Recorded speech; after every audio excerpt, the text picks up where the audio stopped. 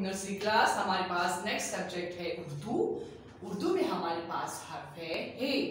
हे बिल्कुल खाली होता है, ना इसके पेट में कोई नुक्ता होता है ना इसके ऊपर कोई नुक्ता होता है, ये बिल्कुल खाली लिखा जाता है। ओके क्लास, और मैंने ये चीजें बनाई है जो हे से बनती है, और आपने मेरे साथ ही अच्छे से पढ़ना है। मैंने आपको पढ़ाना है, आपने भी साथ पढ़ना है। Okay class, let's start. चलो पढ़ते हैं।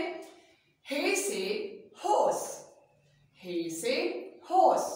होस कहते हैं स्विमिंग पूल को जिसमें हम नहाते हैं। ओके क्लास, समर में हम होस में नहाते हैं, स्विमिंग पूल कहते हैं उसको। ओके क्लास, हे से हलवा। हे से हलवा।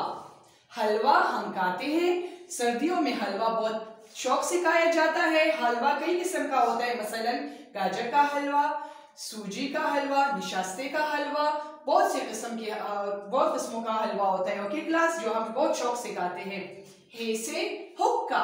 हुक्का पिया जाता है। ओके क्लास, ये बड़े बुजुर्ग जो हमारे होते हैं वो इसको पीते हैं। ओके क्लास, हे से हुरूफ। हे से हुरूफ।